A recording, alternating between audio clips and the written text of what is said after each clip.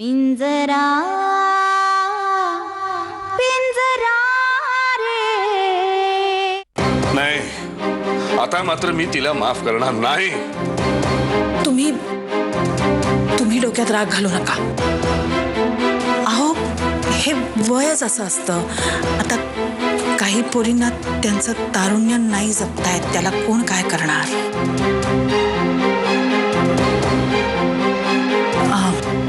नारायणी, आपण जाऊया. आम्ही येतो.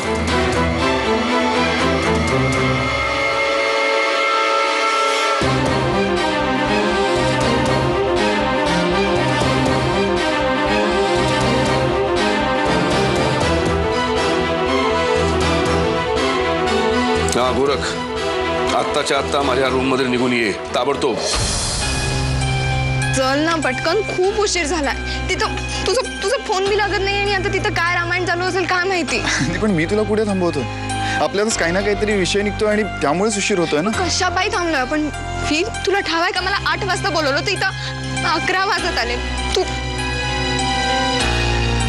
आनंदी, काळजी कशाला करतेस. आपण एक काम करू, हवं तर आधी घरी फोन करू, कुठल्या तरी पीसीओवर न करू, नाही तर कोणाचा तरी मोबाईल घेऊन करूया. पण तू काळजी करू नकोस. फिर एवढं रातच्याला कोण भेटणार आहे आपल्याला. आनंदी, मी आहे ना. मग कशाला काळजी करतेस.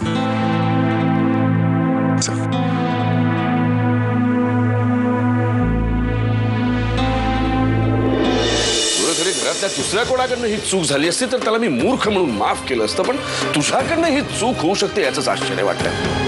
अरे मुळात आनंदीला इतक्या रात्री घरातून बाहेर पडायची परवानगी तू दिलीसच कशी. हे बघ दादा, मला माफ कर. तू माफी मागून प्रश्न सुटला असता तर काय हवं होतं गोरख. अरे त्या ललिताचं आनंदीबद्दल खूप वाईट मत झालंय म्हणे.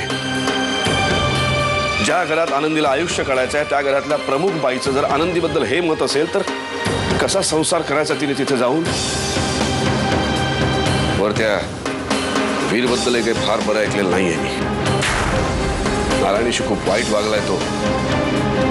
असंच जर ऐनवेळी त्यांनी आनंदीला नाकारलं तर कुठं जायचं आनंदीने. अरे दादा, वीर तसा मुलगा नाहीये. काय त्यांनी त्याच्या चारित्र्याचं सर्टिफिकेट दिलंय तुझ्याकडे.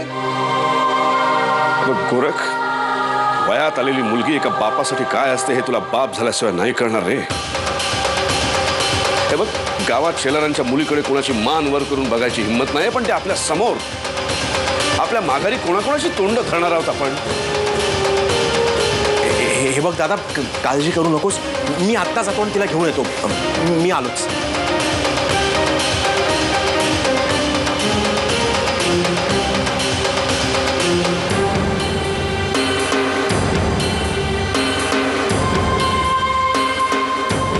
मम्मा, त्या आनंदीला म्हणाव कर आता त्या वीरशी लग्न. मलाही बघायचंय त्या दोघांचं लग्न कोण लावून देते ते. एका तमाशावरीच्या नशिबात संसार सुख कसं येतंय ना हे मलाही बघायचंय. नारायणी, एवढं खुश व्हायची काहीही गरज नाहीये. आपल्या मनासारखं अजून काही घडलंच नाहीये. ते बरोबर आहे ग, पण त्या दिशेने आपलं पहिलं पाऊल तर व्यवस्थित पडलं ना. खरं सांगू, मी आता फक्त त्या पोरीशी परत यायची वाट बघतेय. मला बघायचंय तिच्यात आणि तुझ्या वडिलांच्यात काय संभाषण होतं ते. कारण त्या पोरीने आजपर्यंत तुझ्या वडिलांचं फक्त प्रेमच पाहिलंय, राग पाहिला नाहीये. बाबा रागून असे किती रागवणार आहेत ग. त्यामुळे आपल्याला सगळं तिथे थांबूनच बघावं लागणार आहे. बाई माझे, पुन्हा पुन्हा त्याच चुका करू नकोस. मी हात जोडते तुझ्या पुढे. त्या दोघांच्यात कडाक्याचं भांडण झालं किंवा काहीही भांडण झालं नाही तरी तू मध्ये पडणार नाहीयेस. तू काहीही बोलणार नाहीस. तू फक्त शांतपणे बघण्याची भूमिका स्वीकारणार आहेस. कळलं तुला? नाही मम्मा, तिच्यामुळे मला इतका त्रास झाला ना की असं वाटतं तिच्या हाताला धरून घराच्या बाहेर काढावं. एक मिनिट. तिचा तोच हात धरून जेव्हा तू तिला या घरात घेऊन आली होतीस ना, तेव्हाच हा सगळा विचार केला असतास ना तर खूप बरं झालं असतं. मम्मा, तिचं हे असं वागणं बघून आहे ना एखादा शहाणा माणूस सुद्धा गरीबाला मदत नाही करणार. नारायणी, विचारांची गल्लत नको. अडचणीत पडलेल्या माणसाची नेहमीच मदत करावी, पण म्हणून अडचणीत असलेल्या प्रत्येक माणसाला घरी घेऊन यायचं नसतं. हा फरक तुला कळायला हवा. पुन्हा एकदा विनंती करते, निदान यावेळी तरी शांत राहून काहीही न करता काय होतंय ते बघ. ठीक आहे, मी काही नाही बोलणार. शांतपणे त्या आनंदीचे धिंडवडे बघणार.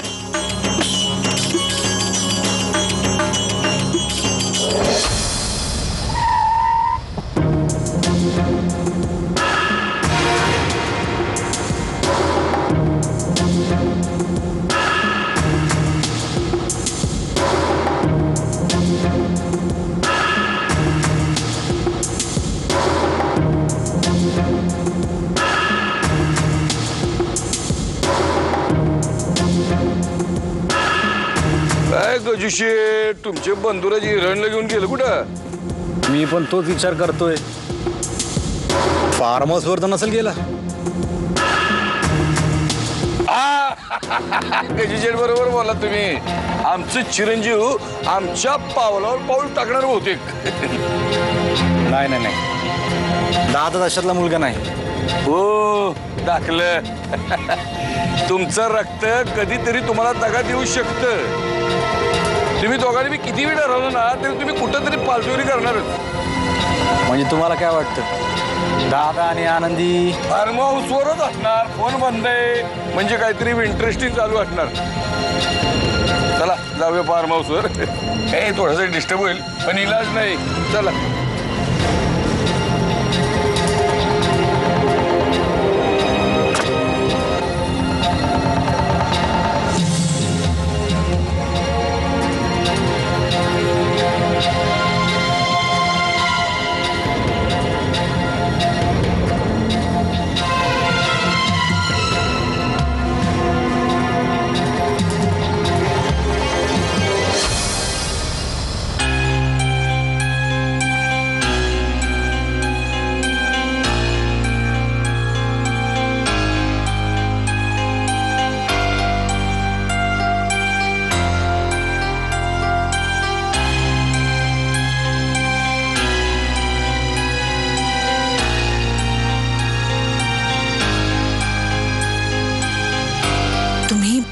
इतक्या उशिरा असे इथे बसलाय म्हणजे त्या पोरीची वाट बघताय, ती अजून आली नाहीये?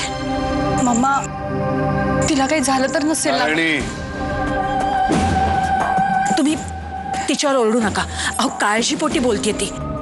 आणि खरं जरा विचार करा, कधीही घराबाहेर न पडणारी पोरगी गेले काही दिवस अशी रात्री अपरात्री घराबाहेर जाते. गेले काही दिवस काय म्हणायचंय तुला? नाही नाही, तसं काही नाही, पण एक विचार आला मनात. अहो आज आपल्याला कळलं म्हणून, पण गेले काही दिवस कदाचित आपली नजर चुकवून ती बाहेर जातही असेल ना. काय कळायला मार्ग आहे? आनंदीने असं करायला नको होतं. बाबा, ती कित्येकदा वीरला तिकडे सुद्धा भेटायला यायची. एकदा तर मध्यरात्रीच आली होती आणि मग दोघे बाहेर बोलत बसले. नारायणी, पूर्वीच्या गोष्टी उकरून काढू नकोस. बजावलंय ना तुला? तसं नाही ग मम्मा, माझ्या हातून मागे एकदा चूक झाली होती की नाही? मग तूच सांग, त्यानंतर मी कधी 7च्या नंतर बाहेर पडले होते? तरी आनंदी मला नेहमी टोचून बोलायची. आणि तिच्यासारख्या मुलीच्या हातून ही अशी चूक होणं म्हणजे खरंच माझी सुद्धा हिम्मत होत नाही रात्री घराबाहेर पडायची. अहो तरुण पोरगी आहे हो. इतका उशीर झाला अजून घरी नाही परतली. कुणी काही केलं तर काय करायचं? आपण कुणाला सांगायचं? काही होणार नाही माझ्या आनंदीला. देव करो आणि तसंच हो. आणि काय हो, सारखं माझी आनंदी काय लावलंय? मला सुद्धा काळजी वाटतेच ना तिची. ती नेहमी पंढरीचा मोबाईल बरोबर घेऊन जाते, पण आज नाही नेला. तसं काय, वीरकडे त्याचाही फोन असेलच. पण ललिता म्हणत होती ना, लागत नाहीये फोन म्हणजे नक्कीच बंद करून ठेवला असेल. फोन करून कुणी त्रास देऊ नये म्हणूनच. काय बोलतेस तू हे सरस्वती? अहो राग मानून घेऊ नका. शेवटी आईचं मन आहे. नको नको ते विचार मनात येतातच. देव करू आणि आपली पोरगी सुखरूप बसो. तुम्ही आम्ही दोघी पण इथे तुमच्याबरोबर थांबतो. आपण तिची वाट बघूया. हां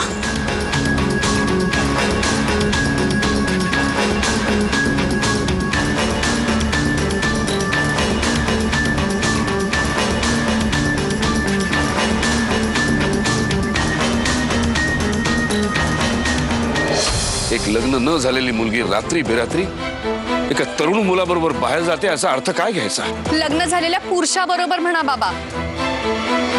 वीर आता काय मुलगा नाही राहिलाय. पिंजरा पिंजरा रे पिंजरा पिंजरा रे.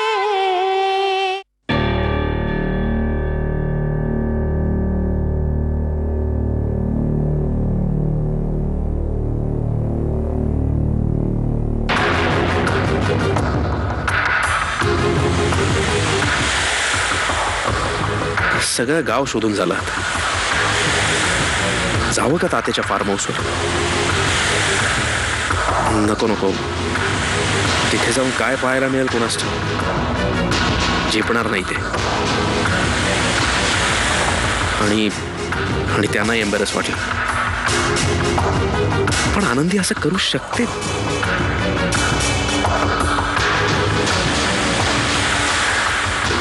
काय करावं?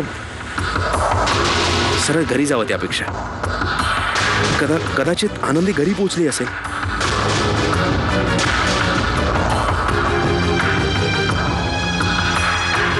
हा, नाहीतर नंतर ठरवता येईल मग काय करायचं ते.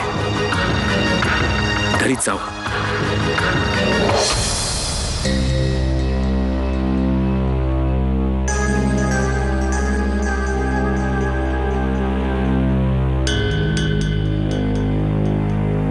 मी काय म्हणते, तुम्ही आता जाऊन जरा आराम करा. मला नाही वाटत ती पोरगी इतक्यात येईल. बहुतेक आता ती पहाटेच उगवेल. काय म्हणायचंय तुला? पहाटे चुकवेल म्हणजे काय? नाही तसं नाही. वीर बरोबर आहे ना. आता एवढ्या उशिरा तो तिला एकटीला थोडंच पाठवणार आहे, म्हणून म्हटलं मी. मम्मा, अगं वीर तरी कुठे आहे ग? घरी नक्की बाहेर कुठे गेलेत कुणास ठाऊक. आता हा सगळा विचार आनंदीने नको करायला. ती काय आता लहान नाहीये. स्वतःची काळजी घ्यायची अक्कल नको तिला? ती लाख स्वतःची काळजी घेईल ग, पण इथं आपल्या सगळ्यांचा जीव टांगणीला लागलाय त्याचं काय? एक लग्न न झालेली मुलगी रात्री बेरात्री एका तरुण मुलाबरोबर बाहेर जाते याचा अर्थ काय घ्यायचा? लग्न झालेल्या पुरुषाबरोबर म्हणा बाबा. वीर आता काय मुलगा नाही राहिलाय. नारायणी, हे सगळं बोलायची ही वेळ आणि जागा नाही. बोलू दे तिला, काही चुकीचं बोलत नाहीये ती. अजून तिचा आणि वीरचा घटस्फोट व्हायचा आहे. पण हे सगळं त्या आनंदीला कळायला नको का? आता कुठे सगळ्या गोष्टी सुरळीत व्हायला लागल्या होत्या. आणि नारायणी म्हणते तसं ललिता जर चिडली असेल तर कसा संसार व्हायचा आनंदीचा? बरोबरच आहे हो. आपली होणारी सून रात्र बेरात्र घराबाहेर राहते हे कुठल्या सासूला आवडेल? मला अजिबात आवडणार नाही. म्हणा तात्याचं अख्खं खानदानच बदनाम आहे, तेव्हा कदाचित त्यांच्याकडे चालून जाईल तिचं हे असलं वागणं. त्याला कशाला उगाच बोल लावतेस? आपलंच नाणं खोटं आहे, त्याला काय करणार? बाबा, आनंदी खरंच खूप चांगली मुलगी आहे हो. म्हणजे मी वीर बरोबर काही दिवस संसार केला. मला माहित आहे तो काय लायकीचा मुलगा आहे ते. एक नंबरचा फ्लर्ट आहे तो. आणि त्याच्यासाठी बाई म्हणजे फक्त.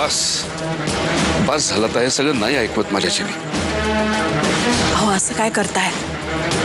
तिला बोलताना तरी बरं वाटत असेल का? पण बरं झालं बोलली. एकदा तुमच्या कानावर खरं काय ते जायलाच हवं होतं.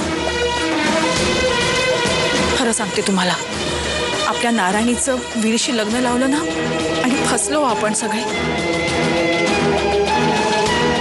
मला खरंच वाटलं होतं की वीर खूप चांगला मुलगा आहे. मला फक्त त्याचं शिक्षण दिसलं आणि मला वाटलं ललिताचे संस्कार आहेत त्याच्यावरती, खरंच चांगला मुलगा असेल. पण नाही हो, आपली नारायणी फसली.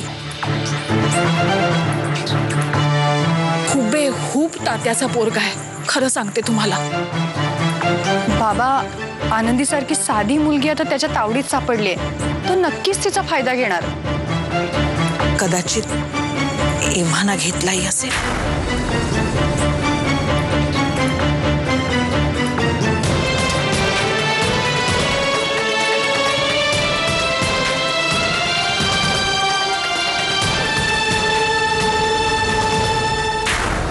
आनंदी, या गावात काय सगळ्यांच्याच मोबाईलची बॅटरी संपली आहे का?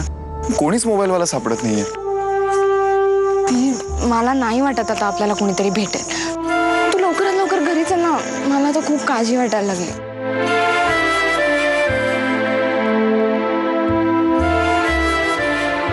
आनंदी, या गावात आल्यापासून तू नुसती काळजीच केलीस. त्यामुळे आता अजिबात कोणाचीही काळजी करायची नाही आणि कशाचीही काळजी करायची. कारण फक्त काही दिवसातच मी तुला या गावातून बाहेर घेऊन जाणार आहे, आणि तेही कायमचं. मी अभि त्याच दिवसाची वाट पाहते वीर. पर काही केलं तू ती जवळ येतच नाहीये. रोज सकाळी उठल्यावर असं वाटतं की पुन्हा तो दिस लांब गेला.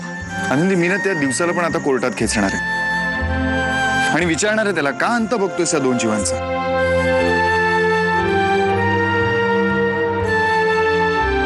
मी वेडा होईन माझ्या आनंदीशिवाय.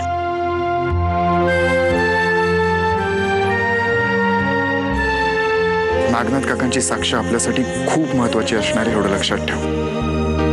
मला ठाव आहे, पण मी तुला शबूत देते. काही बी झालं ना तरी नागनाथ काकांची साक्ष मिळवूनच दाखवणार. पिंजरा पिंजरा रे पिंजरा पिंजरा रे.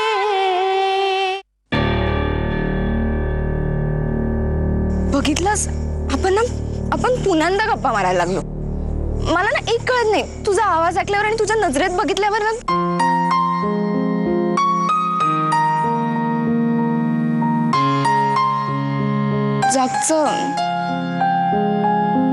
जागचं हलवतच नाही रे वीर. त्याचं कारण माहितीये तुला?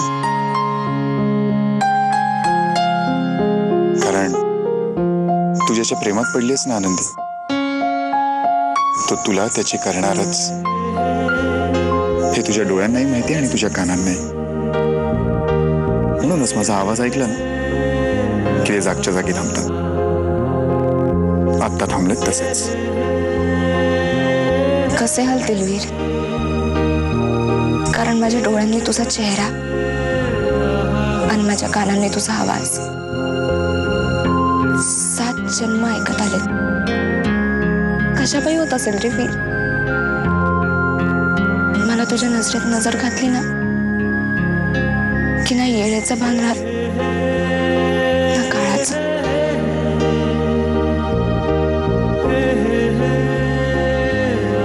कारण आनंदी, आपण आपल्या नात्यातली मैत्री आणि मर्यादा अजूनही सोडलेली नाही. म्हणूनच आपलं नातं अजूनही पवित्र आहे, अजूनही घट्ट आहे. पण पुढले 7 जन्म ते तसंच राहणार आहे वीर.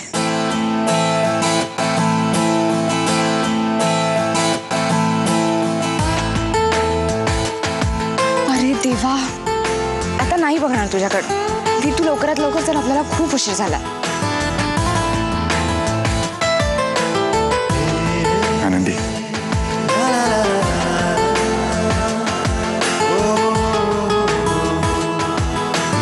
पण इथून पुढे तू अजिबात काळजी करायची नाहीस, कारण सगळं व्यवस्थित होणार आहे. आपल्या मनासारखं. फक्त नागनाथ काकांची साक्ष आपल्यासाठी खूप महत्वाची असणार आहे, एवढं लक्षात ठेव.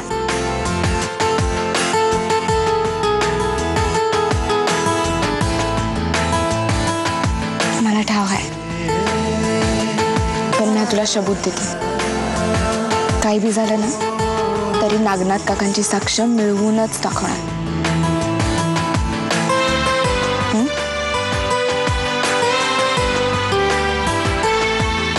आय लव्ह यू आनंद.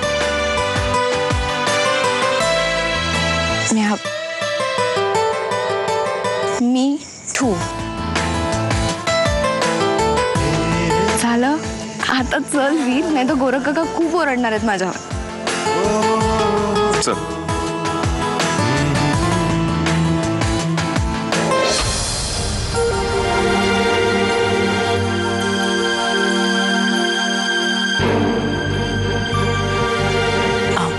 मी काय म्हणते, आपण आता असं किती वेळ इथे